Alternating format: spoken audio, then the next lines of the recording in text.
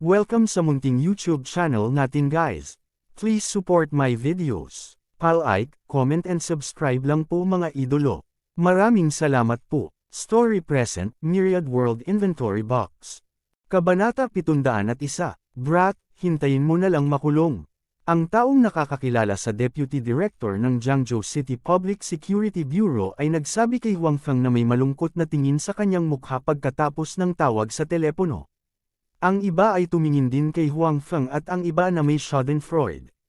Napag-isipan na nila ito. Sa pagkakataong ito, hindi lang nila ilalagay si Huang Feng, ang mapangahas na bastard na ito na nang ahas na salakayin sila, ngunit kakalad ka rin din nila sina Suyamo, si Meng Zhao, at ang iba pa kasama nila. Anyway, hiniling sa kanila na maghanap ng gulo sa Changzhou Group. Kung mapapasok nila sina Suyamo at si Meng Zhao, tiyak na magiging mas masaya ang kabilang partido, at mas maraming benepisyo ang kanilang makukuha. Napakatapang niya, naglakas loob pa siyang manakit ng isang manggagawa sa gobyerno. Tama, damn it, this is the first time I've been hit by someone. This time, I must kill this brat. Ang mga taong iyon ay galit na tumingin kay Huang Feng at sinabi. Hindi sila pinansin ni Huang Feng. Tumawag din siya. Pagkatapos noon, tumalikod siya at naglakad patungo kay Suyamo at sa iba pa. Huang Feng, bakit ang impulsive mo? Paano ka makakatama ng tao? Tapos na talaga. Sa sandaling dumating si Huang Feng, hindi mapigilan ni si Meng Zhao na magreklamo. Sa simula, ang mga taong iyon ay sadyang dumating upang maghanap ng gulo, na sapat na sa sakit ng ulo. Sa huli, unang natama ni Huang Feng ang mga tao at pinunit ang mga dokumento.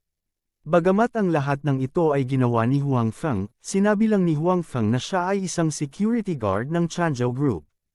Ang kabilang partido ay tiyak na sasamantalahin ito at kaladkarin ng Changzhou Group pababa. Huang Feng, okay ka lang. Ngayon ka lang ba nasaktan? Hindi tulad ng mga reklamo ni si Meng Zhao, nang makita niyang papalapit si Huang Feng, inisip muna ni Suyamo kung nasugatan si Huang Feng sa labanan ngayon.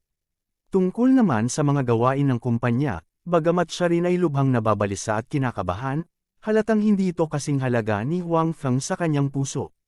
Ayos lang, hindi naman ako masasaktan ng mga walang kwentang iyon. Nakangiting sabi ni Huang Feng. Pagkatapos, tumingin siya kay si Meng Zhao at sinabing, huwag kang magreklamo. Nasabi ko na nahaharapin ko ang bagay na ito. Walang mangyayari, deal with it. Paano mo haharapin ito? Bubugbugin lang ang mga taong ganito. Hindi ka nakakatulong, nanggugulo ka. Sa tingin mo ba kapag binugbog mo sila, hindi sila magkakagulo sa kumpanya natin? Sabi ni si Meng Zhao na hindi nasisiyahan. Kung ganoon ano ang dapat kong gawin? Pupunta ako at humingi ng tawad sa kanila. Sabihin mo lang na nawalan ako ng malay. Wala itong kinalaman sa Changzhou Corporation. Tumingin si Huang Feng kay si Meng Zhao at sinabi. Anong silbi ng paghingi ng tawad ngayon? Sa tingin mo ba sila ay mga tanga? Galit na sabi ni si Meng Zhao, at saka, ayoko sa mga lalaking iyon. Gusto ko talaga silang bugbugin. Tinulungan mo akong ilabas ang galit ko. Si Meng Zhao ay walang kahit kititing na magandang impresyon sa mga taong ito. Anyway, nakagawa na si Huang Feng ng hakbang. Kahit na humingi siya ng tawad ngayon, wala itong silbi. Higit pa rito, ngayon lang niya nakita ang mga taong iyon na binubugbog ni Huang Feng. Sa totoo lang, napakasarap ng pakiramdam niya sa kanyang puso. Ang dahilan kung bakit siya nagreklamo kay Huang Feng ay dahil lamang sa pag-aalala niya sa kumpanya. Ngumiti sa isa't isa sina Huang Feng at Suyamo. Nakita ni Suyamo na hindi galit si Huang Feng kay si Meng Zhao, at gumaan ang loob niya. Pagkatapos ay sinabi niya kay Huang Feng, kung hindi, mas mabuting mauna ka. Ako na ang bahala sa iba. Si Suyamo ay halatang natatakot na si Huang Feng ay kunin ng mga pulis. Sa kasong iyon, kahit na mailigtas niya si Huang Feng ay magiging dahado sa loob. Ayaw niyang makitang nahihirapan si Huang Feng. Paano kaya yun? Kung aalis ako ngayon at mag-iwan ng gulo sa iyo, wala akong mukha. Ngumiti si Huang Feng at sinabi kay Suyamo, bakit? Hindi ka naniniwala na kakayanin ko? Panipi. Hindi, natatakot ako na baka dahadaw ka. Umiling si Suyamo at sinabing, okay lang, sa kakayahan nitong mga lalaking ito, imposibleng pahirapan ako, ani Huang Feng. Hoy, Huang Feng, hindi ka ba isang maliit na security guard? Bakit parang may maasahan ka?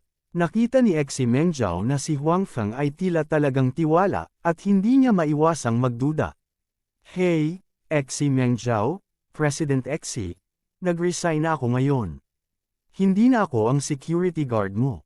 Sinabi ni Huang Feng na may kaunting kawalang kasiyahan kay Xi Mengzhao na tinawag siyang isang maliit na security guard. Hindi mo ba sinabi na ikaw ang security guard ng Changzhou Group? May pagmamalaki na sinabi ni Xi Mengzhao, bukod dito, hanggat naging security guard ka sa kumpanya, kahit saan ka man pumunta sa hinaharap, magiging security guard kita. Nang makitang medyo pabaya si Xi Mengzhao at nakalimutan ang sitwasyon sa pinangyarihan, medyo naaliw si Huang Feng at sinabing, napakasobra mo talaga. Ikinalulungkot kong pumunta sa Changzhou Group para maging security guard sa nakaraan. Ikaw, nanghihinayang, kung hindi ka pumunta sa kumpanya ko para maging security guard. Nakilala mo ba si Sister Yamo? Napakabuting tao ni Ate Yamo, magkakaroon ka ba ng pagkakataon? Sabi ni Xi Mengzhao. Tumingin si Huang Feng kay Su Yamo at sinabing, may katuturan ang sinabi mo. Sige, hindi ko ito pagsisisihan. Maaari mo akong tawagan ng ganyan kung gusto mo. Iyon ay mas katulad nito, maliit na seguridad. Nang makitang inamin ni Huang Feng ang pagkatalo, lalo pang naging proud si Xi Mengzhao. Gayunpaman, nang makita niya ang mga nakapaligid na opisyal ng gobyerno na nakatingin sa kanila ng may pag-iimbot, agad na nawala ang kanyang ngiti. Tumingin siya kay Huang Feng at nag-aalalang sinabi, munting security guard, mayroon ka ba talagang paraan para malutas ang problemang ito?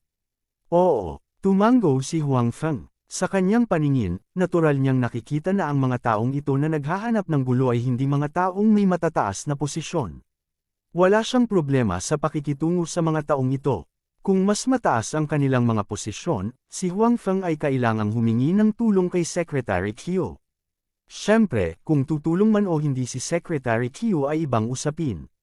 Gayunpaman, kahit na hindi tumulong si Secretary Qiu, malulutas ni Huang Feng ang problemang ito ng mag-isa. Ito ay lamang na ito ay magiging mas mahirap. Sige, basta malutas mo ang problemang ito, ililibre kita ng pagkain. Sabi ni Xi Mengzhao kay Huang Feng.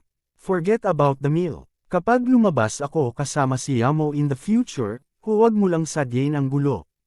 Tumingin si Huang Feng kay Su Yamo at sinabi, Huang Feng, huwag mong akusahan si Mengzhao.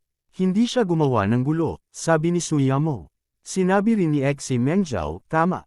Bagamat laban ako sa iyo sa simula, hindi ako nagdulot ng gulo sa bandang huli. Kung malulutas mo ang problemang ito, hindi lang ako magdudulot ng gulo para sa iyo, ngunit bibigyan din kita ng maraming benepisyo. Halimbawa, kung pupunta ka sa aming lugar, mawawala ako at tutulungan kang kunin si Fox Tang, na magbibigay sa iyo ng pagkakataong mapag-isa kasama si Sister Yamo. Ano sa palagay mo? Sige, deal na. Huwag magsisi. Mabilis na sabi ni Huang Feng. Hindi ako magsisisi. Sinabi rin ni Xi Mengzhao. Mengzhao, binento mo ako ng ganun-ganun lang. Sabi ni Su Yamo. How am I selling you out? I am helping you. Natatawa ka siguro sa puso. Mu, sabi ni Xi Mengzhao. Damn. He is about to die, but he still has the mood to flirt with girls. Speaking of which, ang swerte talaga nitong lalaking to. Pareho silang stunning beauties. Nakita ng mga pumunta para maghanap ng gulo na nanliligaw pa rin si Huang Feng kina Su Yamo at Xi Mengzhao sa oras na ito, at mas lalo silang nalungkot. Kabanata 702, talagang napakalungkot ng mga taong ito. Noong una, tumawag na sila para sa tulong. Ang gusto nilang makita ay sina Huang Feng, Su Yamo, at Xi Mengzhao na humihingi ng awa sa takot. Gayunpaman, hindi lamang ang tatlong taong ito ay hindi humingi ng awa, ngunit sila rin ay nag-uusap at nagtatawanan doon. Hindi nila inilagay ang mga ito sa kanilang mga mata. Kailan ba sila hindi pinansin ng ganito? Gayunpaman, kahit na hindi sila masaya, hindi sila nang ahas na umakyat ngayon. Sa kanilang mga puso, si Huang Feng ay isang baliw na naglakas loob na bugbugin ang mga tauhan ng gobyerno sa sikat ng araw. Bukod dito, ang susi ay mayroon silang napakaraming tao sa kanilang panig, ngunit hindi nila siya matalo. Kung aakyat sila ngayon, hindi nila magagarantiya na hindi na sila muling mabubugbog ni Huang Feng. Hahayaan kitang maging proud saglit. Panoorin kung paano namin kayo haharapin mamaya. Tinitigan ng mga naka-uniforming tao si Huang Feng at ang iba pa at nag-iisip ng mabangis sa kanilang mga puso. Gumawa ka ng paraan. Kung wala kang gagawin, gumawa ka ng paraan. Ang pulis ang humahawak ng kaso. Huwag kang makialam sa opisyal na negosyo.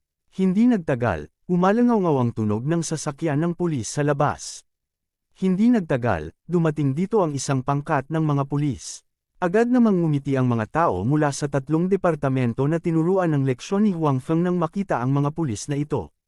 Ang paraan ng pagtingin nila kay Huang Feng ay mas hindi pala kaibigan. Hindi na kailangang sabihin, ang pinuno ng mga pulis na ito ay isang kakilala. Kahit hindi siya, lahat ay mula sa departamento ng gobyerno.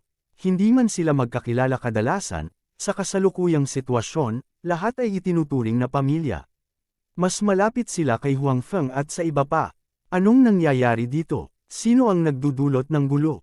Ang pinuno ng mga pulis ay pumasok sa tindahan at sinabi, sa oras na ito, walang customer sa tindahan, ngunit maraming tao sa labas.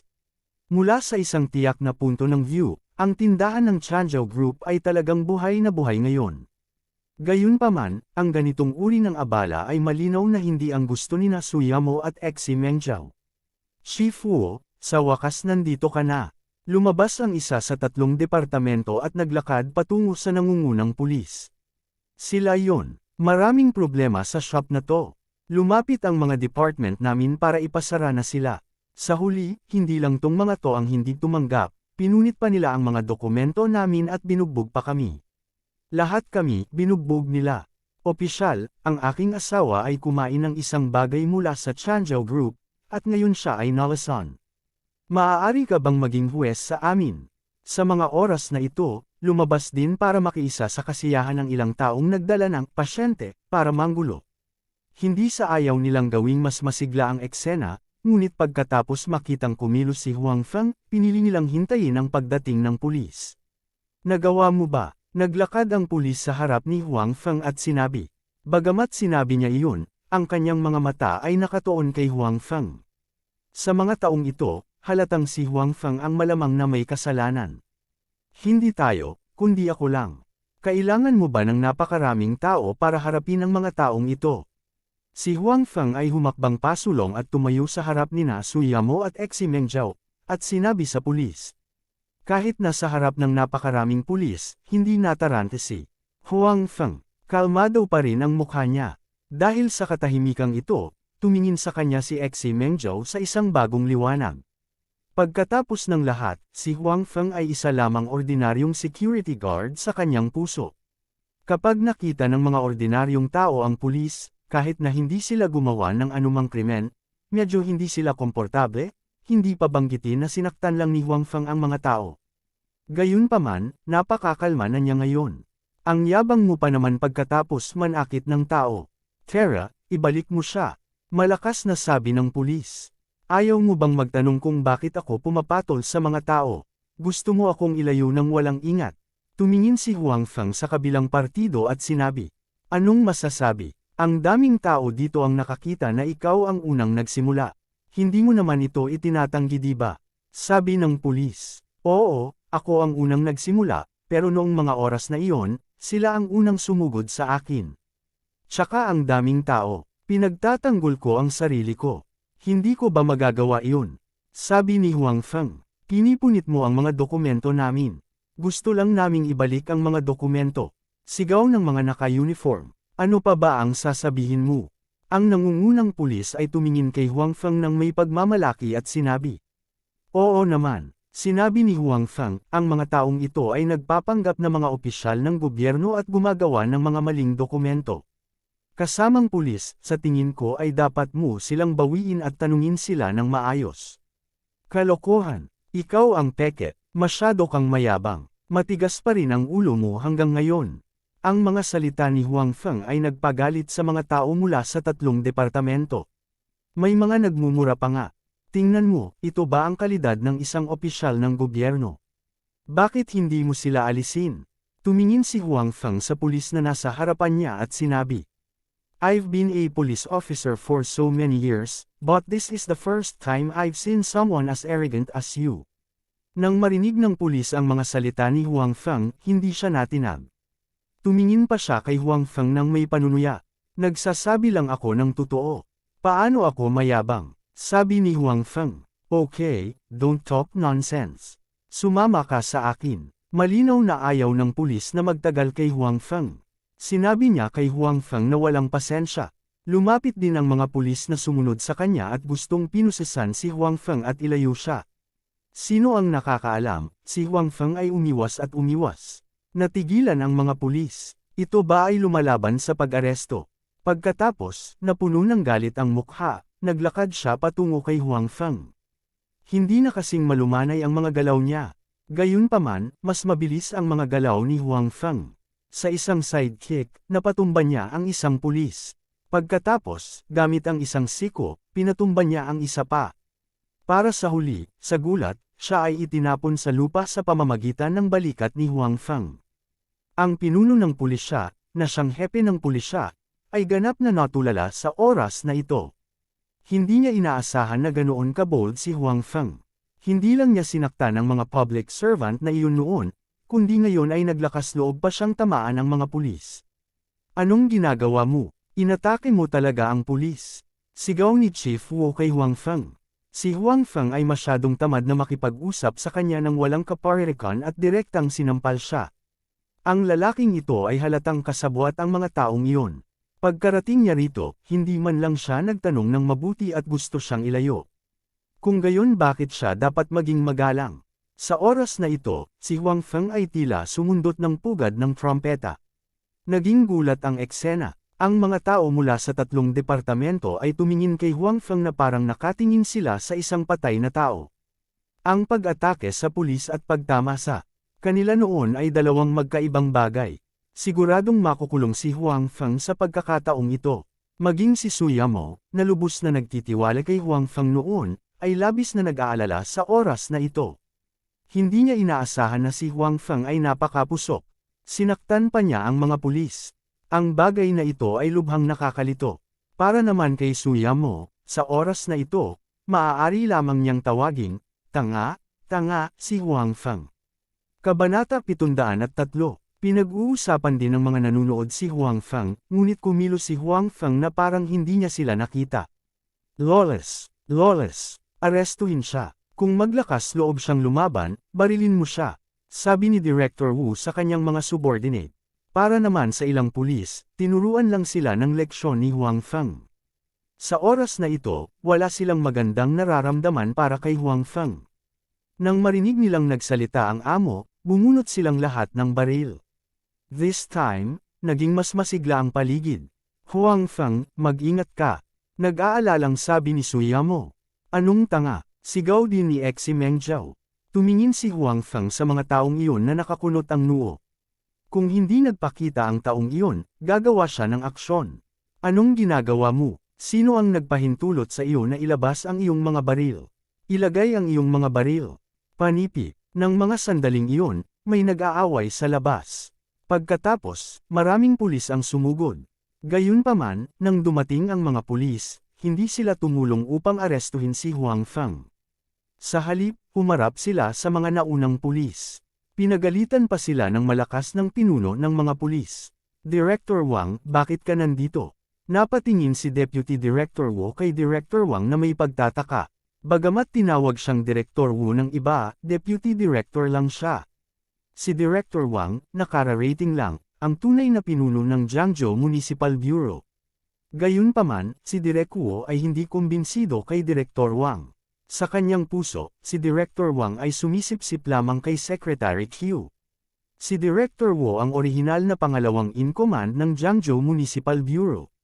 Noong panahong iyon, si Director Wang pa rin ang Deputy Director at ang third in command. Siya ay nireranggo sa likod ni Director Wu. Gayunpaman, pagkatapos na ma-promote si Secretary Q, talagang nalampasan siya ni Director Wang at direktang naging pinuno ng Municipal Bureau sa kanyang suporta. Sa makatuwid, si Direk Wu ay hindi lamang hindi nakumbinsi ni Director Wang, ngunit medyo nagalit din sa kanya. Sa kanyang opinyon, ang posisyon ng direktor ay orihinal na pag-aari niya. Si Director Wang ang kumuha nito sa kanya. Hindi ba ako pwede dito? Masyadong hindi kaaya-aya ang tono ni Direk Wang, lalo na nang makita niya ang napakaraming pulis na nakatutok ang kanilang mga baril kay Huang Feng.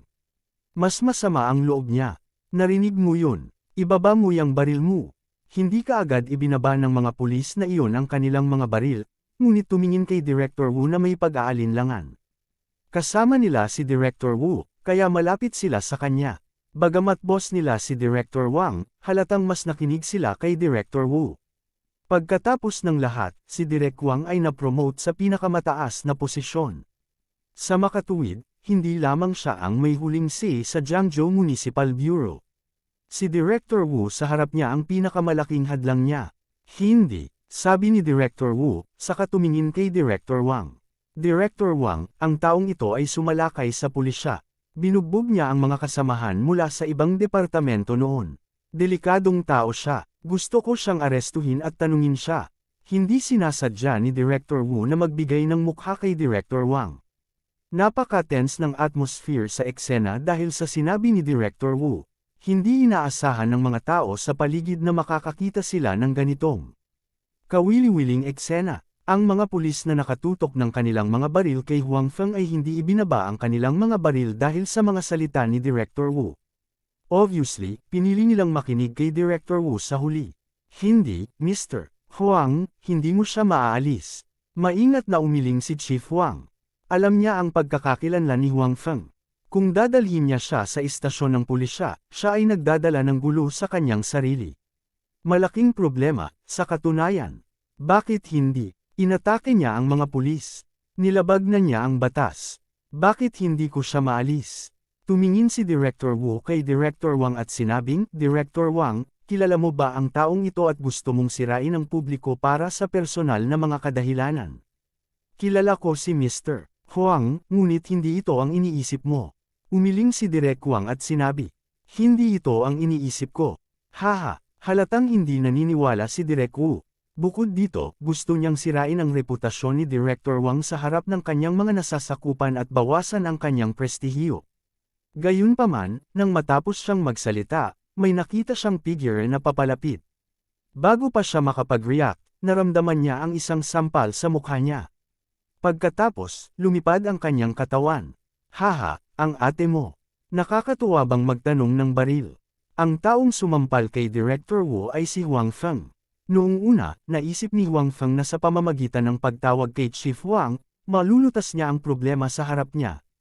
Gayunpaman, hindi niya inaasahan na ang Jiangzhou City Police Station ay hindi isang manalitikong unit. Talagang hindi ito kayang hawakan ni Chief Wang sa maikling panahon. Bilang huling paraan, kinailangan itong gawin muli ni Huang Feng sa kanyang sarili. Biglang sumigaw sa eksena. Maging ang mga dumating para manggulo para sa Changzhou Group ay sinisigawan si Huang Feng sa kanilang mga puso sa oras na ito. Mabangis na lalaki, sa napakaraming baril na nakatutok sa kanya, hindi natakot si Huang Feng na humingi ng awa. Sa halip, sinampal niya ang mukha ng isang deputy director sa ganitong sitwasyon. Masyado siyang matapang. Kasabay nito, marami rin ang nakakita sa lakas ni Huang Feng. Kaya niya talagang masampal ang isang tao. Tao pa rin ba siya? Gayunpaman, hindi ito ang wakas. Matapos sampilan si Director Wu, muling ginamit ni Huang Feng ang treading subtle steps. Sa tatlong tao na nakatutok sa kanya ng baril, lumakad siya ng nakakasilaw na mga hakbang. Bago pa makapag-react ang tatlong tao, muli silang ibinagsak ni Huang Feng. Ang mga baril sa kanilang mga kamay ay kinumpis ka rin ni Huang Feng. Nil-arrow ni Huang Feng ang mga baril sa kanyang kamay, lumakad papunta sa gilid ni Director Wang, at bamulong sa kanya, Director Wang, hinala ko na ang mga taong ito ay kasabwat ngayon lamang. Balak nilang salakayin ang mga miyembro ng National Security Agency. Maaaring kasabwat nila ang mga dayuhang terorista. Sana ay mabawi mo sila at maimbestigahan mong mabuti. Medyo natigilan pa rin si Direk Wang, ngunit pagkatapos marinig ang mga salita ni Huang Feng, naunawaan niya na gustong makipag-usap ni Huang Feng sa mga taong ito. Gayunpaman, hindi naramdaman ni Direk Wang na may mali dito. Tuwang-tuwa pa nga siya sa puso niya. Ang mga taong ito, lalo na si Director Wu, ay karaniwang gustong sumalungat sa kanya at hindi siya inilagay sa kanilang mga mata. Sa pagkakataong ito, si Huang Feng ang pinakamagaling. Sa pag-iisip nito, sinabi ni Direk Huang sa ilang mga pulis sa likod niya, "Kayo, ibalik ninyo silang lahat para sa akin. Gusto kong tanungin sila ng maayos. Ang ganitong uri ng banta sa social security at pagpapanggap bilang mga opisyal ng estado, talagang hindi namin ito matitiis." Ang ilang pulis na kasama ni Director Wang ay natigilan nang marinig nila ang kanyang mga sinabi. Hindi nila inaasahan na sasabihin ito ng kanilang direktor. Ang mga taong ito ay malinaw na hindi maaaring magpanggap na mga opisyal ng estado. Gayunpaman, maraming tao sa eksena ang makapagpapatunay na si Huang Feng ang nagsimula ng laban. Ngayon, ang kanilang direktor ay talagang tahasang pinagtatakpan si Huang Feng, at sa harapan ng mga mamamahayag. Hindi ba siya wala sa isip niya? Kabanata 704, ano pang hinihintay mo? Bilasan mo. Nang makita ni Bureau Chief Wang na hindi agad kumilos ang kanyang mga nasasakupan, medyo nahiya ang kanyang mukha, at agad niya itong pinagsabihan. Ang kanyang pasaway ay naging reaksyon din ng mga pulis. Pagkatapos, humakbang sila at sinamahan ang kanilang mga kasamahan at ang tatlong opisyal ng gobyerno na nauna sa kanila. Bagamat hindi nila naiintindihan kung bakit ginawa ito ni Bureau Chief Wang, ito ay sariling negosyo ng pinuno kung tutuusin. Kahit na may nangyari, wala itong kinalaman sa kanila. Si Bureau Chief Wang na ang bahala dito. Si Huang Feng ay lubos na nasisiyahan sa saloobin ni Bureau Chief Wang. Natural na mayroon siyang maaasahan, iyon ang kanyang pagkakakilanlan bilang miyembro ng National Security Agency. Si Bai Xiaoro ay sumama sa kanya, ngunit hindi siya pumasok. Siya ay nasa labas ng maraming tao. Nang ganoon ang pakikitungo niya sa mga opisyal ng gobyerno, ngumiti din si Bai Xiaoro at tumingin sa kanya. Wala siyang balak na pigilan siya. Naunawaan ni Huang Feng ang pag-uugali ni Bai Xiaoro. Maaari pa rin niyang gamitin ang kanyang pagkakakilanlan bilang miyembro ng National Security Agency para mag-amok. Bukod dito, bilang isang taong nagpoprotekta sa pambansang seguridad, maaari niyang ganap na maghinala ang sinumang maaaring magsapanganib sa pambansang seguridad. Bago nagkaroon ng tiyak na ebidensya na magpapatunay na sila ay talagang inosente, maaari siyang gumawa ng ilang matigas at kahit na hindi makatwirang mga hakbang. Pagkatapos ng lahat, sinabi sa kanya ni Bai Xiaoro noon na may karapatan silang kumilos muna at mag-ulat sa ibang pagkakataon. Siyempre, kung ang kanyang sariling maling paghatol ay nagdulot ng malaking epekto, siya ay iimbestigahan. Gayunpaman, hindi inisip ni Huang Feng na magkakaroon ng anumang masamang kahihinatnan sa pakikitungo sa mga ordinaryong opisyal ng gobyerno na ito. Kung hindi, ang makaranasang Bai Xiaoro ay darating upang pigilan siya. Ito ay tiyak na dahil si Bai Xiaoro ay nanunood sa gilid at walang sinabi kung kaya't may kumpiyansa si Huang Feng na gawin iyon. Para sa mga taong ito na halatang pinagkatiwalaan ng iba na humanap ng gulo sa Changzhou Group, walang pakialam si Huang Feng. Nais din niyang bigyan sila ng mata sa mata. Anong ginagawa mo? Bakit mo kami hinuhuli? Panipi, magwala ka. Huwag manghuli ng tao dahil lang sa pulis ka. Alam mo ba kung sino ako? Panipi, may batas ba? Such an obvious bad guy. Hindi mo siya hinuhuli, pero hinuhuli mo kami. Ikaw ang hamak ng pulis. Pinuntahan ng mga pulis ang mga opisyal ng gobyerno na iyon, na ikinagalit ng mga taong iyon. Hindi nila inaasahan na ang mga pulis ay talagang makikinig sa mga salita ng bastard na iyon at hindi siya huhulihin, ngunit hulihin sila. Nagkaroon ba ng hustisya? Mayroon bang anumang batas? Sanay na sila sa pagiging mayabang. Dati, binugbog sila ni Huang Feng. Ngayon, talagang dumating ang mga pulis na ito para aibuli sila. Natural na hindi maganda ang ugali nila. Gayunpaman, ang hindi kooperatiba na saloobin ng mga taong ito ay medyo nagalit sa mga pulis. Lalo na sa mga taong ito, marami sa kanila ang nagtulak at ng insulto sa kanila, na nagpapataas ng galit sa kanilang mga puso. Noong una, medyo nag-aatubili pa rin silang arestuhin ang mga taong ito. Kung tutuusin, halatang maling tao ang kanilang hinuli. Gayunpaman, ngayon ay wala silang ganoong pag-iisip. Anong ingay? Behave kayo. Panipi, ang lakas ng loob mong arestuhin ako. Kung may sasabihin ka, sabihin mo sa police station. Panipi, ang mga pulis na ito ay itinuturing pa rin na magalang noon, ngunit ngayon ay hindi na nila masyadong pinapansin ang kanilang mga kilos. Ang kanilang mga aksyon sa mga taong ito ay naging mas bastos. Sa sandaling ito, mas naging masunurin ang mga taong iyon, dahil naiintindihan din nila na kung sila ay lumaban ngayon, sila ay magiging dehado. Pagdating nila sa istasyon ng pulis, gagawin nilang mabuti ang mga pulis na ito. Tingnan natin kung sino ang naglakas loob na hawakan ako. Nang makita ni Chief Wu na talagang may pulis na naglalakad papunta sa kanya, agad siyang nagalit. Chief Wu, ipinapayo ko sa iyo na maging tapat.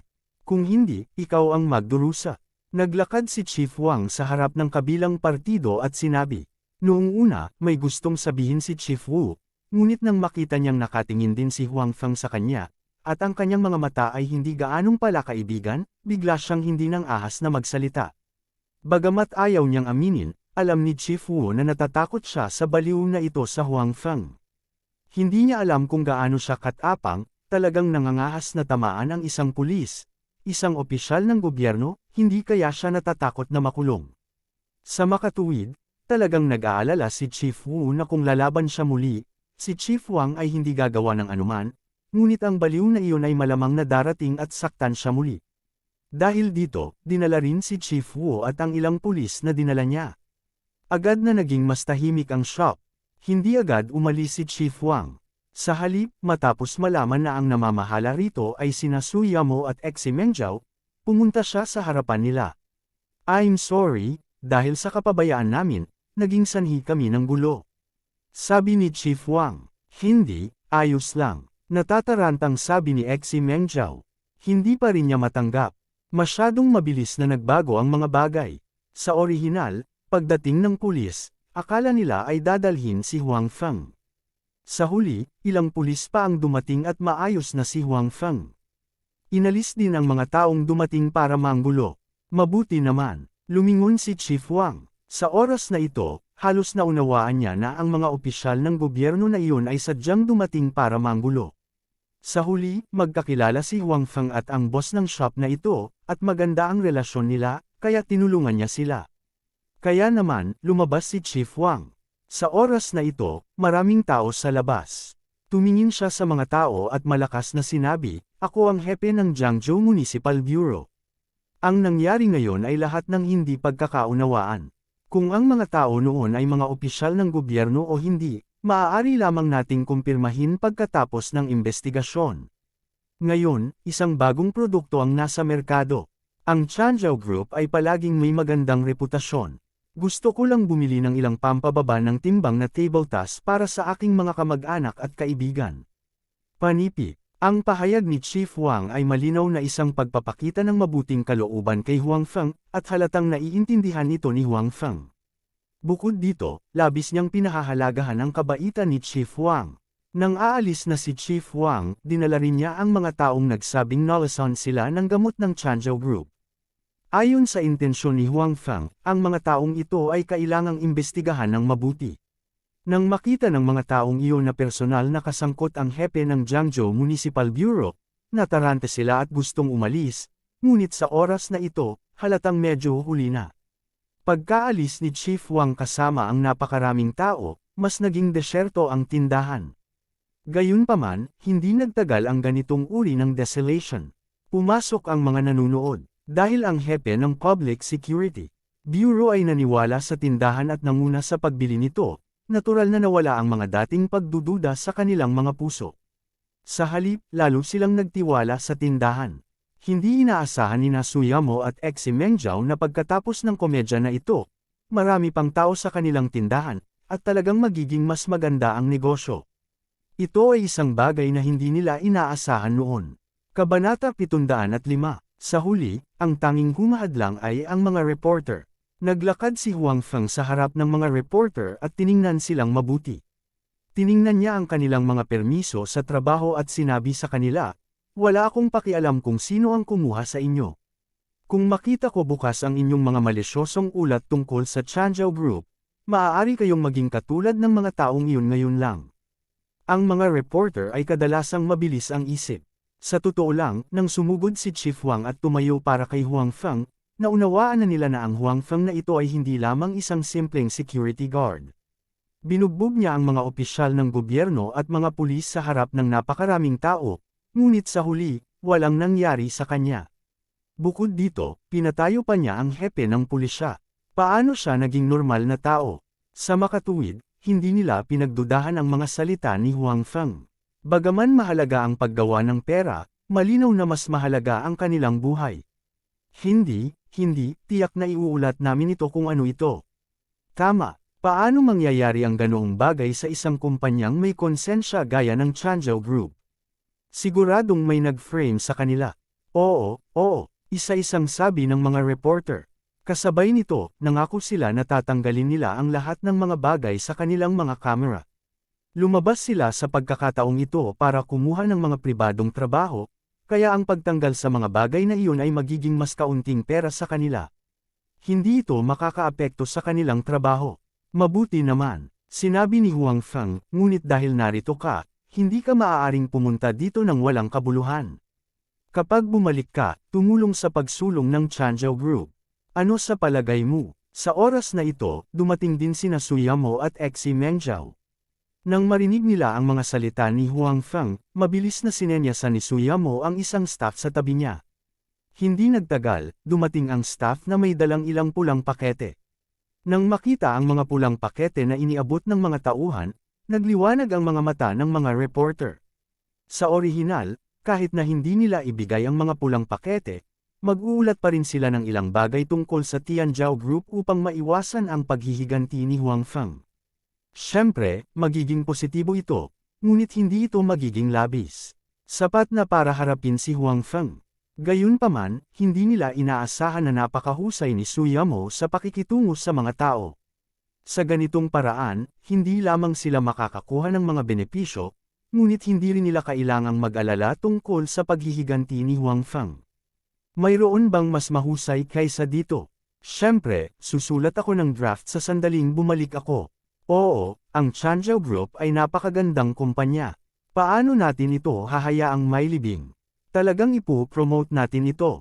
Sabi ng mga reporter na may ngiti sa mga labi. Salamat, lahat. Nakangiting sabi ni Su Yamo sa mga reporter.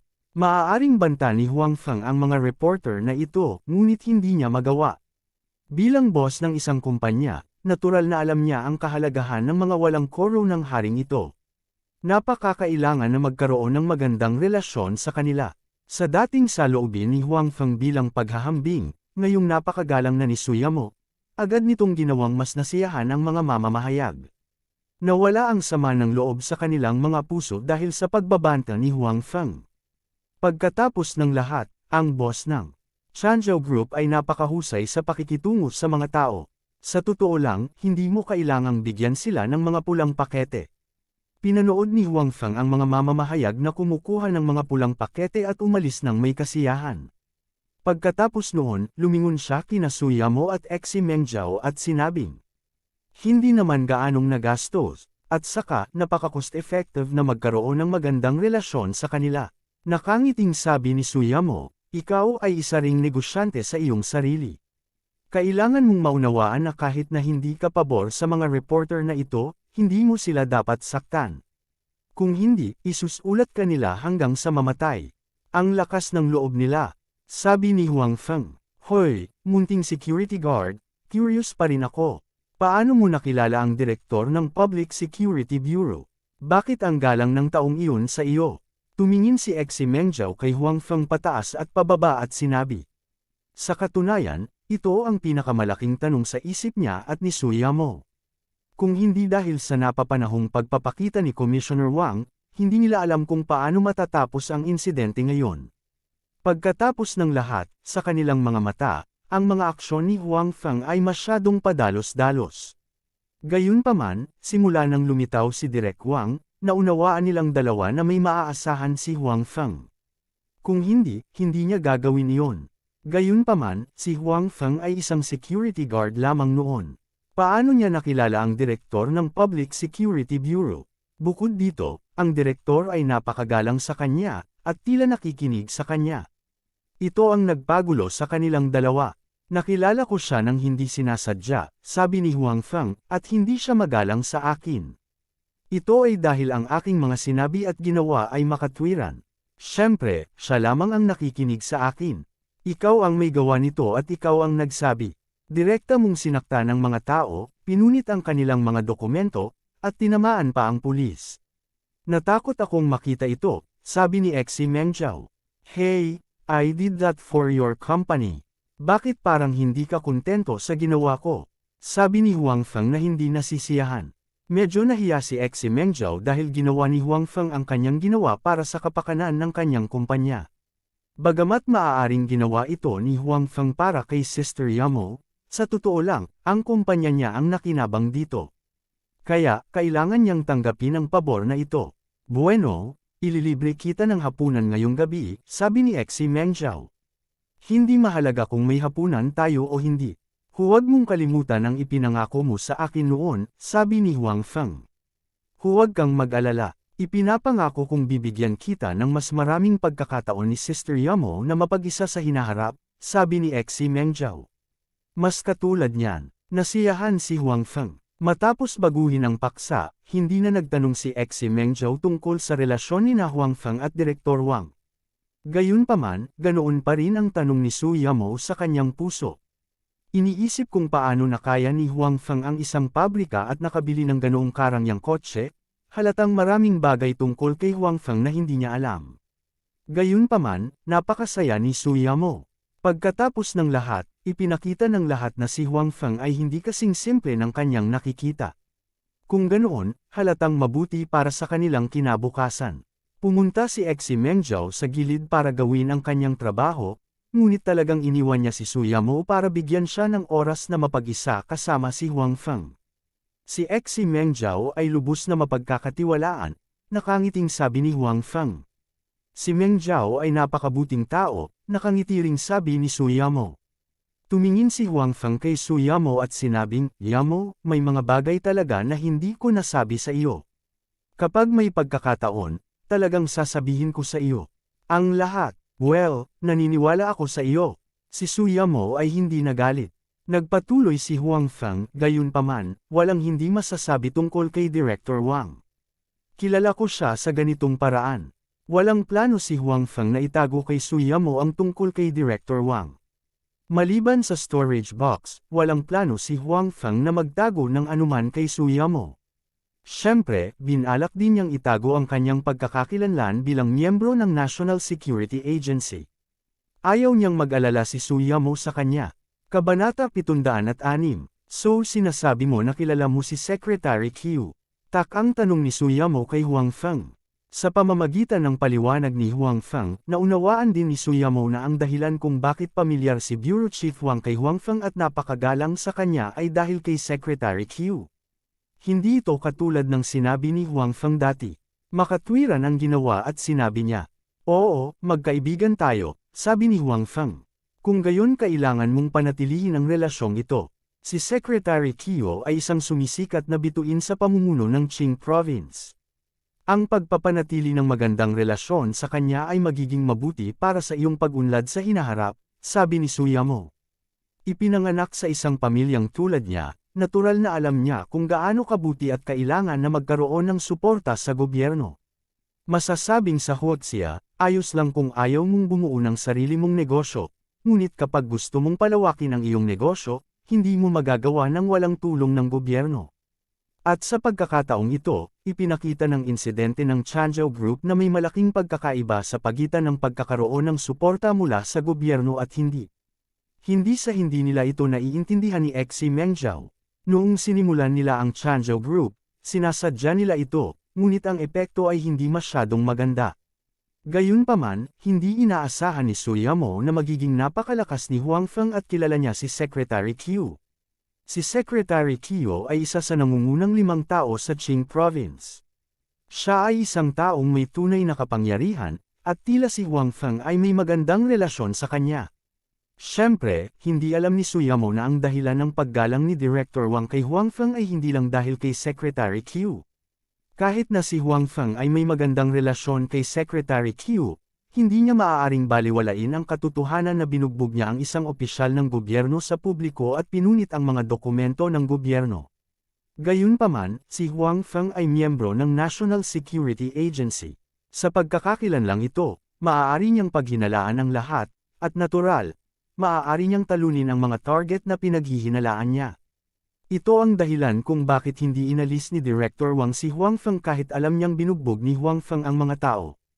Alam ko, sabi ni Huang Feng. Bagamat ayaw niyang magpabor kay Secretary Qiu, si Secretary Qiu ang nag-aalaga sa kanya noon, at nagkaroon siya ng magandang relasyon kay Qiu Ningshuang. Sa makatuwid, handa si Huang Feng na mapanatili ang magandang relasyon kay Secretary Qiu. Pagkatapos noon, pumunta si Su Yumo upang tulungan si Xi Mengjiao na ayusin ang mga bagay sa tindahan. Dahil sa naunang insidente, maraming tao ang dumating para manood ng palabas. Nang makita ng mga taong iyon na maraming opisyal ng gobyerno at pulis ang walang magawa sa tindahan ng Changzhou Group, natural na mas naging curious sila sa lugar na ito. Kaya naman, ang mga walang magawa ay pumunta upang tingnan. Nagdulot ito ng mas maraming tao na pumasok kaysa sa inaasahan nina Su Yumo at Xi Mengjiao, kaya natural, mas abala sila. Si Huang Feng ay hindi masyadong pamilyar sa mga bagay na ito. Pagkatapos batiin si Su Yumo, umalis siya. It's all settled. Are you willing to leave? Sa labas ng tindahan, tumingin si Bai Xiaoro kay Huang Feng na lumabas at nagbiro. Si Bai Xiaoro ay hindi pumasok sa tindahan mula simula hanggang katapusan, kaya hindi alam ni Su Yumo at Xi Mengjiao ang kanyang pag-iral. Hindi rin nila alam na hindi direktang tumulong si Bai Xiaoro para lutisin ang usapin ngayon. Tumango si Huang Feng at sinabi, "Salamat sa usapin ngayon. What are you thanking me for?" Hindi ako pumasok. Bumalik lang ako sa crowd, sabi ni Bai Xiaoro. Since you put it that way, then forget it. Originally, I wanted to say that I owe you a favor. But since you put it that way, then forget it, nakangiting sabi ni Huang Feng. Huwag, mabilis na sinabi ni Bai Xiaoro, tinulungan ko ang girlfriend mo, at sinabi mo talaga. Hindi mo ba sinabi? Sinabi kong hindi. Sinabi ni Bai Xiaoro, tandaan, may utang ka sa akin. Okay, sinabi ni Huang Feng nang walang pag-aalinlangan. Hindi alam ni Su Yumo ang tungkol sa usapin ngayon, ngunit napakalinaw ni Huang Feng. Bagamat hindi pumasok si Bai Xiaoro, napakalaki pa rin ng kanyang tungkulin. Nang siya ay nagkakagulo sa loob, hindi siya pinigilan ni Bai Xiaoro.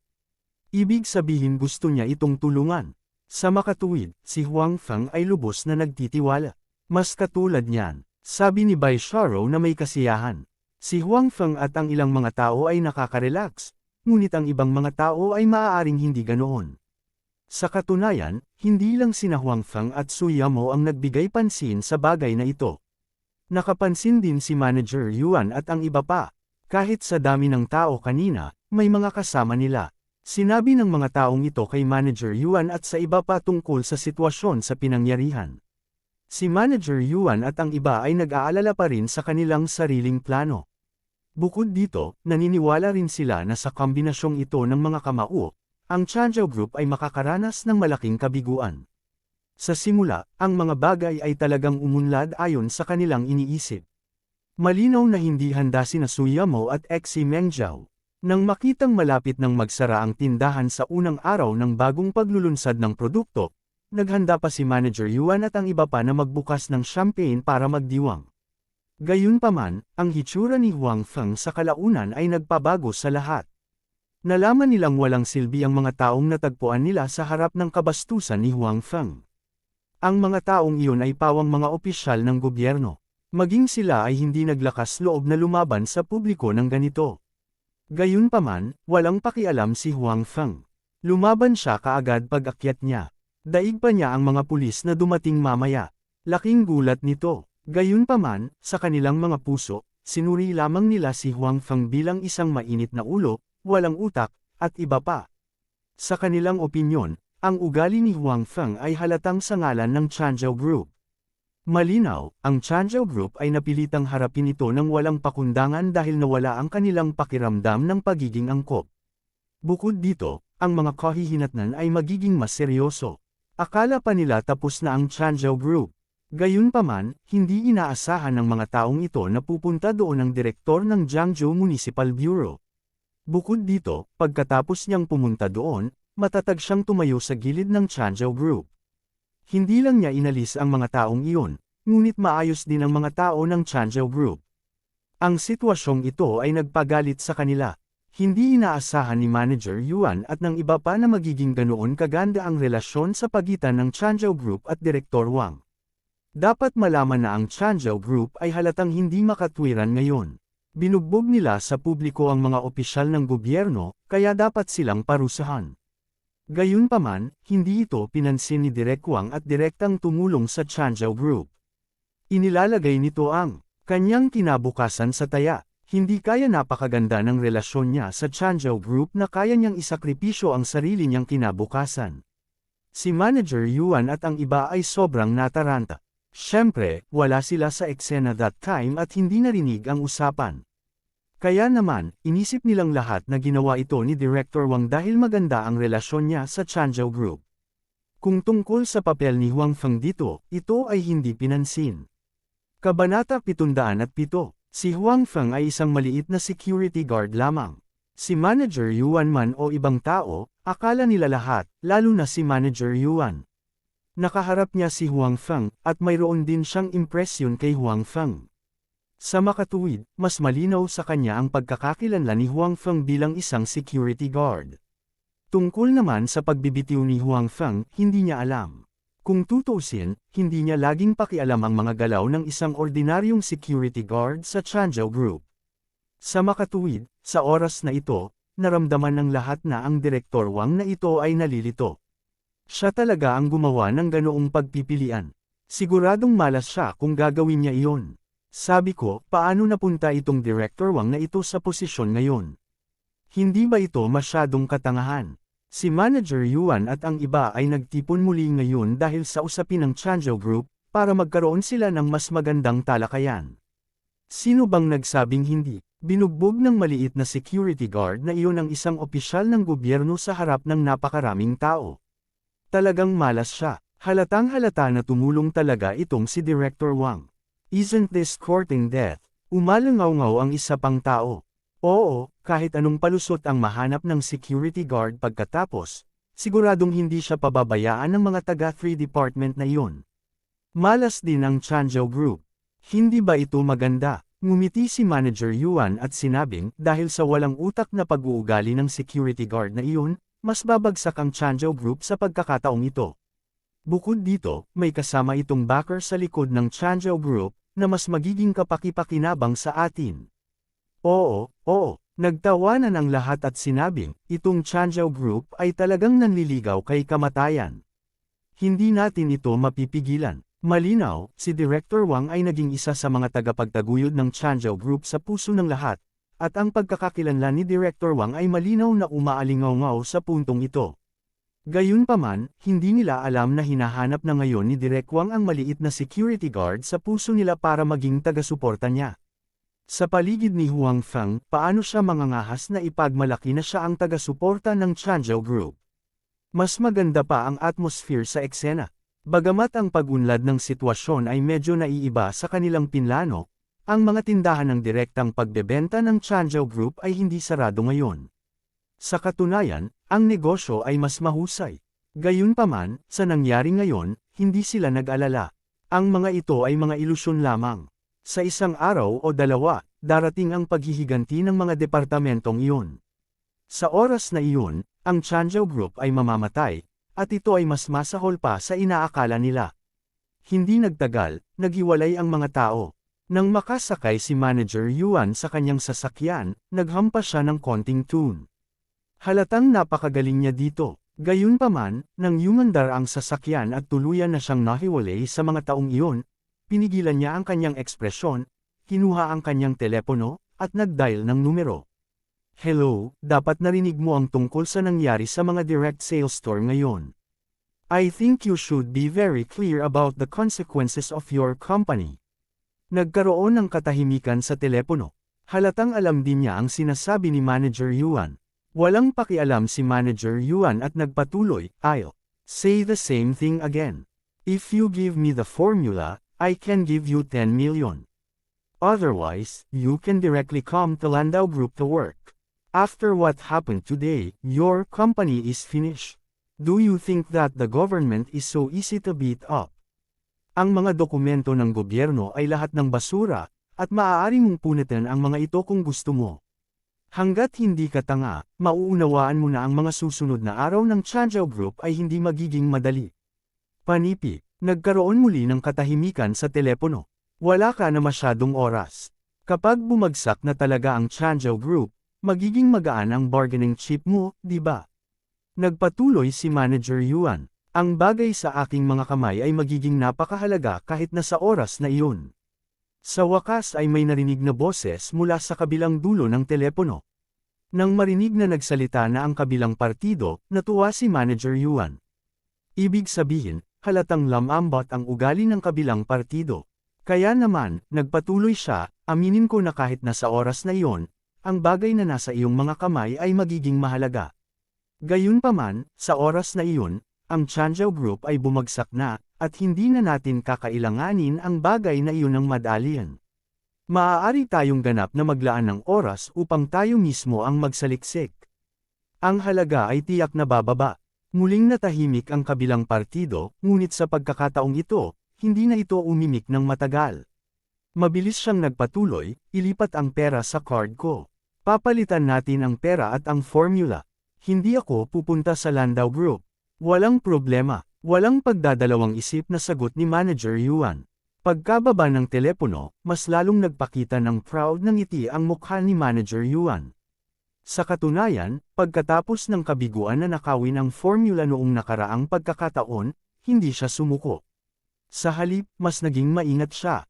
Pagkatapos ng lahat, kung nakuha niya ang formula, maaari niyang dagdagan ang kanyang lakas at bawasan ang oras ng pananaliksik at pag-unlad. Kasabay nito, maaari rin niyang atakihin ang lakas ng kabilang partido. Ang pagpatay ng dalawang ibon gamit ang isang bato, bakit hindi? At ito rin ang dahilan kung bakit mas maraming inaasahan si Manager Yuan kaysa sa iba. Gusto lang ng iba na sirain ang Chanzhou Group, ngunit palaging iniisip ni Manager Yuan ang formula ng Chanzhou Group. Hanggat ang Chanzhou Group ay nagpakita ng mga palatandaan ng kahinaan, mas makabubuti para sa kanya na hikayatin ang kabilang partido na ipagpalit ang formula. At ngayon, ang kanyang layunin ay sa wakas ay nakamit.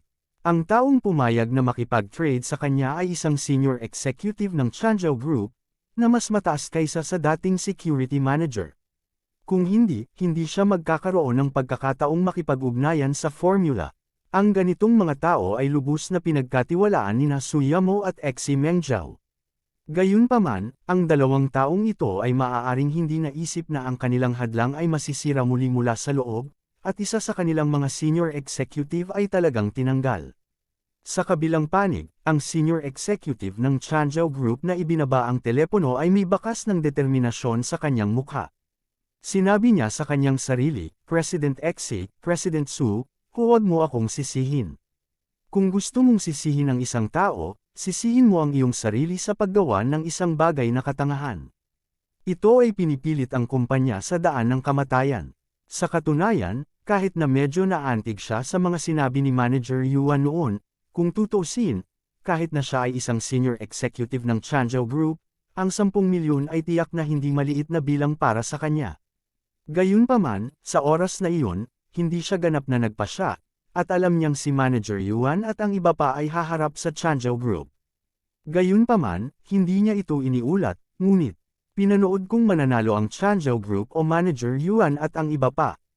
Ang resulta ng bagay na ito ang magpapasya sa kanyang huling desisyon. Kaya naman, binibigyang pansin niya ang sitwasyon sa mga direct sales store ngayon. Ang usapin ngayon, sa panlabas, nanalo ang Chanzhou Group, at maaari silang magpatuloy sa pagpapatakbo.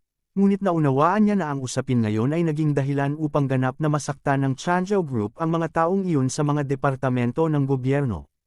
Ang hinaharap na pag-unlad ng Chanzhou Group ay tiyak na maaapektuhan. Tulad ng sinabi ni Manager Yuan, hindi imposible na tuluyang magsara ang Chanzhou Group. Kaya naman, nang tumawag muli si Manager Yuan, nakapagdesisyon na siya. Gayunpaman, marahil ay naramdaman niyang may utang siya sa Chanzhou Group, kaya handa siyang umalis sa Jiangzhou pagkatapos kunin ang pera, umalis sa Qing Province, at pumunta sa ibang lungsod upang magsimula ng bagong pag-unlad. Kabanata 708. Malinaw na hindi alam ng executive na ito ang papel na ginampanan ni Huang Feng sa bagay na ito. Bago ngayon, parehong inisip ni Suyamo at Xi Mengjiao na si Huang Feng ay isang security guard lamang, hindi pa banggitin ng ibang tao. Maaaring walang masyadong alam ang executive na ito tungkol kay Huang Feng. Pagkatapos ng lahat, kahit na si Huang Feng ay isang security manager noon, wala siyang gaanong pakikipag-ugnayan sa ibang tao. Isa pa, matagal siyang hindi nagtrabaho kaya normal lang na hindi siya naiintindihan ng ibang tao. Si Suyamo at Xi Mengjiao, na nasa magandang mood ngayon, ay halatang hindi alam na muli na namang nag-poach si Manager Yuan sa kanilang sulok at nagkaroon ng ideya na makuha ang formula. Sa pagkakataong ito, nang walang maagang pagtuklas ni Huang Feng, ang formula ay sa wakas ay mawawala na. Matapos bumalik sina Huang Feng at Bai Xiaoro sa kanilang tirahan, bumalik sila sa kanilang mga silid upang magtanim. Siyempre, walang ginawa si Bai Xiaoro. Sa kahilingan ni Huang Feng, gumawa siya ng ilang mga tawag sa telepono kapag siya ay nasa kotse, at ang ilang mga tawag sa telepono ay sapat na upang malutas ang maraming problema. Si Huang Feng ay nagtatanim sa kapayapaan, ngunit ang istasyon ng pulisya ay masigla. Isang beses lumabas si Chief Huang at biglang nagbalik ng napakaraming tao. Bukod dito, sa mga taong ito, mayroon talagang mga tao mula sa pulisya at maging mga kasamahan mula sa ibang mga departamento. Dahil sa sitwasyong ito, biglang naging masigla ang istasyon ng pulisya, at maraming tao ang dumating para manood ng palabas. Huang, payo ko sa'yo na bitawan mo ako agad, baka magsisi ka. Nang makita ni Direk Wu na siya at ang iba pa ay pumunta sa istasyon ng pulisya, bigla siyang napuno ng kumpiyansa. Gayunpaman, ang kanyang kasalukuyang hitsura ay ginawa upang kapag sinabi niya ang mga salitang iyon, walang kahit katiting na bakas ng lakas na magsalita. Sa halip, ito ay medyo nakakatawa. Sa oras na ito, ang kaliwang pisngi ni Director Wu ay ganap na namamaga, at maging ang kanyang kaliwang mata ay mukhang medyo maliit dahil dito. May bakas ng dugo sa sulok ng kanyang bibig, at ang kanyang buong pagkatao ay nagkagulo. Makikita na napakalakas ng kapangyarihan ng naunang sampal ni Huang Feng. Nang marinig ang banta ni Director Wu, nakangiting sinabi ni Director Wang, hindi ko kailangang mag-alala si Director Wang sa aking mga gawain. Kung may oras ka, dapat mong alalahanin ang iyong sarili. Nag-aalala sa sarili ko. Ano ang dapat kong alalahanin? Gumagawa ako ng mga bagay ayon sa batas, hindi tulad ng ilang tao na tahasang nagpo-protekta sa pumatay. Ito ay malinaw na labag sa batas. Malamig na bamantong hininga si Direk Wu. Haha, malalaman mo din agad. Dito ka lang at maging mabuting babae, sabi ni Director Wang. Pagkatapos, noon, tumalikod siya at umalis, naiwan si Director Wu na mag-isa. Tumingin si Chief Wu sa paligid. Ito ang silid ng interogasyon, at madalas siyang pumunta rito noon. Gayunpaman, noong panahong iyon, pumunta siya rito bilang Deputy Chief, bilang isang pulis, ngunit ngayon, pumasok siya bilang isang sospek. Ito ay isang ganap na kakaibang pakiramdam. Bastos, bitawan mo ako, Mr. Wang, tapos ka na. Napakatigas pa rin ang ulo mo, tapos ka na. Sigaw ni Direk Wu. Gayunpaman, halatang hindi naririnig ni Chief Wang ang kanyang mga iyak, at sa oras na ito, hindi lang siya ang sumisigaw para sa hustisya. Ang mga taong ibinalik ni Chief Wang ay pawang sumisigaw para sa hustisya, kaya't ang buong istasyon ng pulisya ay naging mas masigla. Sa oras na ito, bumalik si Direk Wang sa kanyang opisina. Gusto niyang tawagan si Secretary Q para iulat ang nangyari dito at tingnan kung anong mga tagubilin ang mayroon si Secretary Q. Pagkatapos ng lahat, si Secretary Q ang kanyang taga-suporta ngayon, at siya rin ang direktang subordinate ni Secretary Q.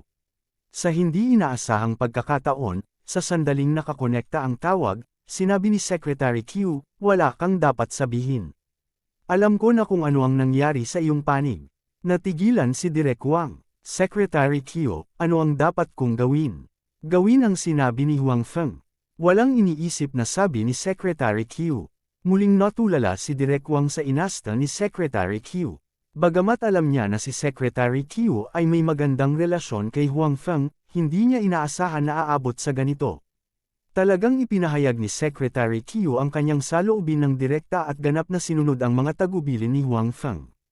Gayunpaman, napakasaya niya dahil gusto ni Huang Feng na tanggalin ang mga taong ito, at isa si Direk Wu sa kanila. Ang kanyang pinakamalaking karibal ay nasa problema sa oras na ito. Ngunit, Director Wu, medyo nag-aalala pa rin si Direk Wang. Pagkatapos ng lahat, si Director Wu ang pangalawang in command ng Municipal Bureau. Hindi ganoon kadali ang pagtanggal sa kanya. May mga koneksyon din siya. Kahit na ang kabilang partido ay hindi kasing kapangyarihan ni Secretary Qiu, mayroon pa rin siyang background. Kahit na gusto siyang paalisan ni Secretary Qiu, hindi ito magiging madali.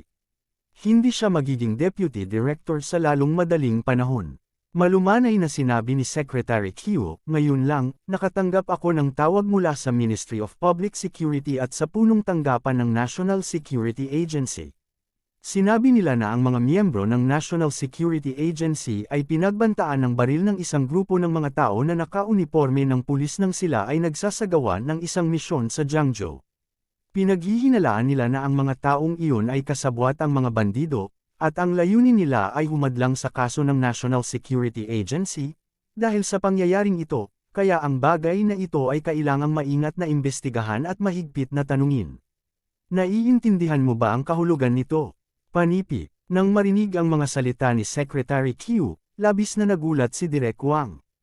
Hindi niya inasahan na may malaking impluwensya si Huang Feng kaya tatawagan ng personal ang mga pinuno ng National Security Agency at Ministry of Public Security.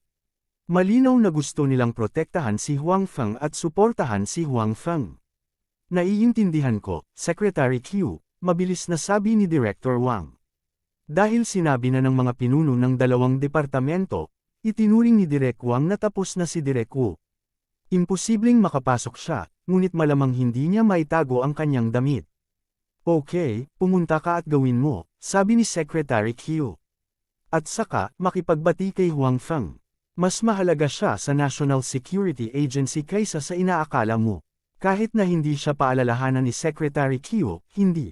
Mangangahas si Director Wang na maliitin si Huang Feng kahit na personal na nagsalita ang mga pinuno ng dalawang departamento tungkol sa kahalagahan ni Huang Feng. Sa katunayan, ang pangunahing nag-ambag sa bagay na ito ay sina Bai Xiaoru at Anjia, nakakahiwalay lang kay Huang Feng. Nang marinig ni Anjia ang sinabi ni Bai Xiaoru tungkol kay Huang Feng, pumayag siyang tumulong ng walang pag-aalinlangan. Pagkatapos ng lahat, mayroon siyang magandang impresyon kay Huang Feng, at tinulungan siya ni Huang Feng hindi pa nagtagal. Sa tulong ni Bai Xiaoru at Anjia, pati na rin ng mga pinuno ng National Security Agency na may magandang impresyon kay Huang Feng, ito ang naging resulta ng bagay na ito. Old Wu, sa lahat ng mga tao na maaari mong makasama, bakit kailangan mong makipagkulitan sa ganoong tao? Naghuhukay ka ng sarili mong libingan, bulong ni Director Wang sa sarili habang naglalakad palabas pagkatapos ibaba ang tawag kay Secretary Qiu. Sa katunayan, si Direk Wu ay hindi bahagi ng plano ni Manager Yuan. Ang sarili lang niya ang masisisi niya sa pagkakasangkot sa bagay na ito. Kabanata 709. Siyempre, hindi lang si Direk Wu ang malas na tao. Lahat ng mga pinagbalikan sa kanya ay malas. Kung tutuusin, ang mga iyon ay ipinadala ni Manager Yuan at ng iba pa, kaya mas nagsumikap sila doon. Naisip na ito ni Direk Wang. Gusto niyang magkaroon ng magandang relasyon kay Huang Feng, kaya natural niyang iimbestigahan ang bagay na ito ng malinaw. Haha, andito ka pala. Bitawan mo ba ako? Nang muling lumitaw si Direk Wang sa silid ng interogasyon, si Director Wu ay ngumiti ng buong pagmamalaki. Sa kanyang opinyon, ang bagay na ito ay dapat na alam na ng maraming tao ngayon, kaya dapat maramdaman ni Direk Wang ang pressure at dapat punahin. Pagkatapos ay magiging maayos siya sa lalong madaling panahon. Sa hindi inaasahang pagkakataon, ngumiti lang si Direk Wang sa kanya, saka sumenya sa likod niya. Pagkatapos ay may pumasok na dalawang tao. Ang dalawang taong ito ay likas na mga pulis, na may hawak na papel at panulat. Nang makita silang ganito, hindi na mas pamilyar sa kanila si Direk Wu. Ganito ang karaniwang pananamit nila kapag nagtatanong sa mga bilanggo. Wang, anong ibig mong sabihin? Sabi ni Director Wu na may kaunting gulat sa kanyang puso. Wala lang. Normal na proseso lang. Hindi mo ba alam? Sinabi ni Direk Wang, at saka, dapat malinaw ka sa mga patakaran dito. Payo ko sa iyo na sabihin ang totoo, kung hindi, ikaw ang maghihirap. Ano bang dapat kong sabihin sa iyo? Wala akong sasabihin sa iyo, Sinaktan ako ng security guard, at inatake niya ang pulis. Ganon ka-simple, hindi mo siya hinuhuli, kundi hulihin mo ako, nalilito ka ba? Sigaw ni Director Wu, I know what to do. You'd better tell me your problem honestly. Bakit mo pinigilan ang mga kasamahan sa National Security Bureau sa paghawak ng kaso? May sikreto ba na hindi mo masabi sa iba? Sabi ni Direk Wang. Natarante si Direk Wu, hindi ko maintindihan ang sinasabi mo. Kung hindi mo maintindihan, pag-isipan mong mabuti. Sabihin mo sa akin ang lahat kapag napag-isipan mo na. Pagkatapos magsalita ni Director Wang, tumalikod siya at lumabas ng interrogation room. Kahit anong sigaw ni Director Wu, hindi niya ito pinansin. Nakausap na ni Direk Wang ang dalawang interrogator sa loob, kaya natural na alam niya kung paano sila tanungin. Pagkatapos noon, pumunta si Direk Wang sa ibang mga silid ng interogasyon upang makita kung ano ang kalagayan ng iba. Ang ebidensya ng mga krimen ng mga taong ito ay mas madaling makuha kaysa kay Director Wu. Kung tutuusin, binayaran sila para gawin ito, kaya nakonsensya sila. Noong una ay umaasa sila na magbabago ang mga bagay pagkatapos nilang makarating sa istasyon ng pulisya. Gayunpaman, pagkatapos ng mahabang panahon, maayos pa rin si Direk Wang. May ilang taong dumating para tulungan sila, ngunit lahat sila ay tinanggihan ni Director Wang, kaya mas nakaramdam sila ng takot.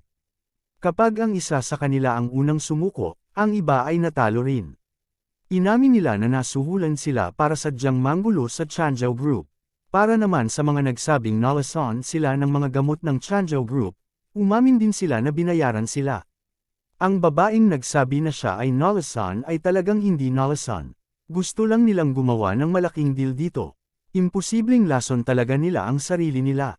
Kaya naman, nang dumating sila sa himpilan ng pulisya at nalaman nilang hindi maganda ang takbo, nagkusa ang babae na tumayo. Wala siyang choice kundi tumayo. Naghahanda na ang mga pulis para ipadala siya sa ospital. Kapag nalaman nilang nagpapanggap siya sa oras na iyon, mas lalo siyang majay guilty. Sa puntong ito, nagkaroon din ng conclusion. Ang mga taong ito ay pinagkatiwalaan na magdulot ng kaguluhan para sa Changzhou Company, at ang mga taong nag-utos sa kanila ay ang mga katunggali ng Changzhou Group. Gayunpaman, dahil ang mga kahihinatnan ay hindi masyadong masama, at ang mga taong iyon ay inutusan lamang ang mga taong ito na gumawa ng gulo, ang mga taong nasa harap nila ay maaaring harapin. Para naman sa mga kakumpetensya ng Changzhou Group, hindi naging madali para kay Director Wang na harapin sila. Kung tutuusin, ang mga kumpanya ng mga taong iyon ay hindi maliit, at mayroon silang maraming mga background. Bukod dito, kung hinawakan niya ang napakaraming kumpanya ng sabay-sabay, kahit ang mga pinuno ng lungsod at lalawigan ay hindi papayag. Gayunpaman, ang mga taong ito sa harap niya ay miserable. Siguradong mapaparusahan sila. Bukod dito, tiyak na maaapektuhan ang pagsulong ng mga taong ito sa hinaharap. Baka wala na silang chance. Pagkatapos ng lahat, ang bagay na ito ay magiging isang mantsa sa kanilang record. Siyempre, ang Changzhou Group ay hindi ganap na walang pagkatalo. Iyon ay, ang mga pinuno ng tatlong departamentong ito ay tiyak na walang magandang impresyon sa Changzhou Group. Pagkatapos ng lahat, ang kanilang mga tao ay dumanas ng mga pagkalugi. Kahit na mali ang kanilang mga tao, hindi pa rin sila nasisiyahan sa paraan ng paggawa ng mga bagay ng Changzhou Group. Gayunpaman, hindi sila nang ahas na gumanti sa Changzhou Group ngayon. Ngayon, alam na ng lahat na may mga tao sa likod ng Changzhou Group. Bukod dito, ang mga taong nagprotekta sa Changzhou Group ay napakalakas. Kung gumanti sila ngayon, nililigawan nila si kamatayan. Nasa trahedya din si Direk Wu. Ang mga nag-interrogate sa kanya ay paulit-ulit na nagsabi na ang kanyang pag-uugali ay seryosong nakaapekto sa mga aksyon ng National Security Agency. Nagdududa sila sa kanyang motibo, ngunit tumanggi si Direk Wu na aminin ito. Upang patunayan na wala siyang kinalaman sa mga tinatawag na gangster na iyon, nagkusa pa si Director Wu na aminin na pinagkatiwalaan siyang arestuhin si Huang Feng. Ang dahilan kung bakit siya pumayag sa taong iyon ay dahil mayroon siyang magandang relasyon sa taong iyon, at ang taong iyon ay anak din sa kanya. Kahit na hindi aminin ni Director Wu, ang National Security Agency at ang Ministry of Public Security ay parehong nagsabi na naantala niya ang kanilang mga aksyon. Kaya naman, nakagawa pa rin siya ng dereliction of duty. Iningatan niya ang kanyang mga damit, ngunit hindi niya mapanatili ang kanyang posisyon bilang representante na direktor. Inilipat siya sa ibang lugar, at sa wakas ay nakinabang si Direk Wang.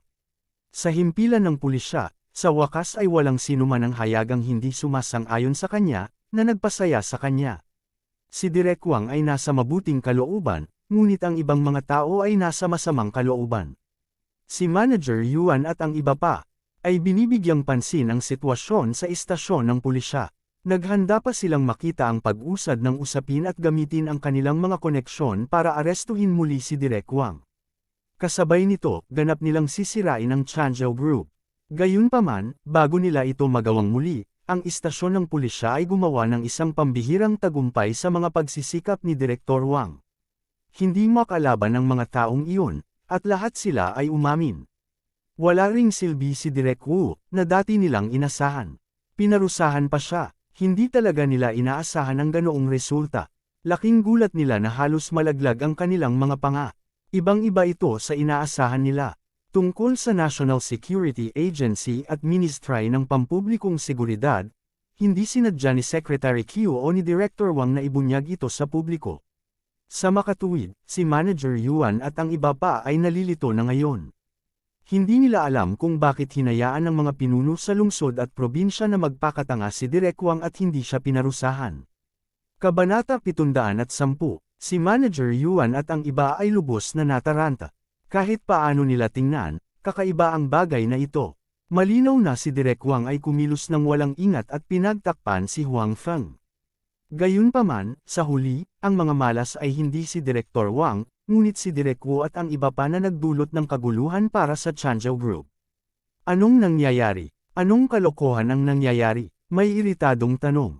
Ang kasalukuyang sitwasyon ay ganap na wala sa kanilang mga inaasahan. Ibang-iba ito sa inaakala nila noon. Hindi lamang ang Changzhou Group ay hindi nakaranas ng anumang pagkalugi, ngunit ang reputasyon nito ay lubos ding napabuti. Sa kanilang panig, wala silang nakuha, ngunit nawala ang maraming tao. Ang pagkawala ay hindi maliit. Sino ang nakakaalam? Sabi ng katabi niya, sobrang irritable din.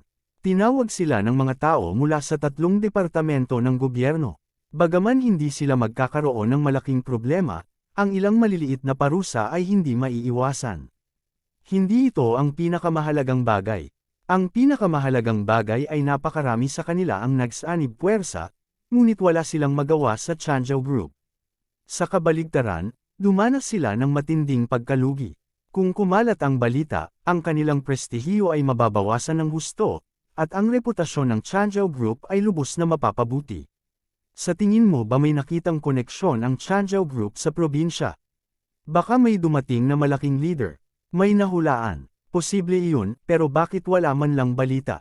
At saka, kahit ang mga pinuno ng probinsya ay hindi tumulong sa Changzhou Group ng ganoon katiyak. Kalahating araw na lang at sinibak na si Chief Wu. Ang ganitong estilo ay parang hindi gagawin ng mga pinuno ng probinsya. Ang mga taong ito ay maraming pakikitungo sa mga tao sa mga departamento ng gobyerno. Naturally, alam nila na hindi mahalaga kung ito ay isang malaking pinuno o isang maliit na pinuno, hindi nila gagawin ang mga bagay ng ganoon kabilis. Bukod dito, malinaw na mali ang Changzhou Group sa pagkakataong ito. Kahit na gustong tumulong ng mga taong iyon sa Changzhou Group, kailangan nilang mag-isip ng mabuti. Paano nila ito nagawa ng ganoon kabilis?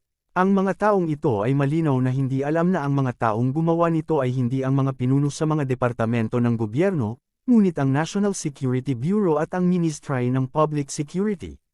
Nagustuhan ng dalawang departamentong ito na harapin ang mga bagay sa isang malupit na paraan, kaya natural, hindi sila mabagal. Okay, stop arguing. Sa wakas ay nagsalita si Manager Yuan. Kung ikukumpara sa galit at gulat ng mga taong ito, mas kalmado siya. Bagamat sa pagkakataong ito ay hindi siya nagdulot ng labis na gulo para sa Changzhou Group, hindi siya lumabas na walang dala. Bago inilabas ng Public Security Bureau ang balita, natapos na niya ang transaksyon sa executive ng Changzhou Group. Ngayon, iniwan ng kabilang partido ang Jiangzhou dala ang pera, at mayroon siyang karagdagang formula sa kanyang mga kamay. Sa makatuwid, kahit na siya ay medyo nabigo tungkol sa pangyayaring ito, hindi ito katanggap-tanggap. Sa pagkakataong ito, hindi namin nagawang sirain ang Changzhou Group. Iyon ay dahil maswerte sila. Gayunpaman, hindi na sila magiging maswerte sa susunod. Sinabi ni Manager Yuan, bukod dito, sa pagkakataong ito ay alam na natin ang ilan sa kanilang mga detalye. Sa susunod, maaari tayong maghanda ng mas maaasahang plano. Malalim ang iniisip ng lahat. Bagamat naramdaman nilang makatwiran ang sinabi ni Manager Yuan, naramdaman pa rin nila na may mali. Sige, you guys continue chatting. May gagawin ako, kaya aalis muna ako. Tumayo si Manager Yuan at sinabing, sa kanyang mga mata, ang mga taong ito ay mga kasangkapan lamang para magamit niya. Ngayong nakuha na niya ang formula, ang pagiging kapaki-pakinabang nito ay nabawasan ng husto. Tungkol sa biglaang pag-alis ni Manager Yuan, nagkatinginan ng ilang tao, ngunit walang dahilan para tawagan siya pabalik. Panoorin lang nila siyang umalis. Nararamdaman niyo bang medyo iba itong si Manager Yuan? Pagkaalis ni Manager Yuan, sabi ng isa sa mga boss ng mga kumpanya sa mga taong nakapaligid sa kanya. Ganyan din ang nararamdaman mo. Akala ko ako lang ang nakakaramdam ng ganoon. Tumango naman ang katabi niya at sinabing, sa totoo lang, may kakaiba, ngunit hindi ko masabi kung ano ang eksaktong naiiba, sabi ng isa pang tao.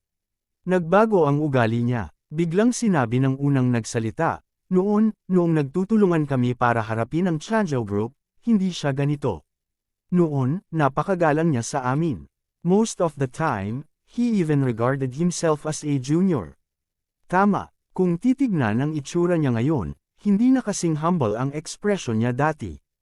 Hindi man siya masyadong nagpakita ng kayabangan, may balak na siyang maging pantay sa amin.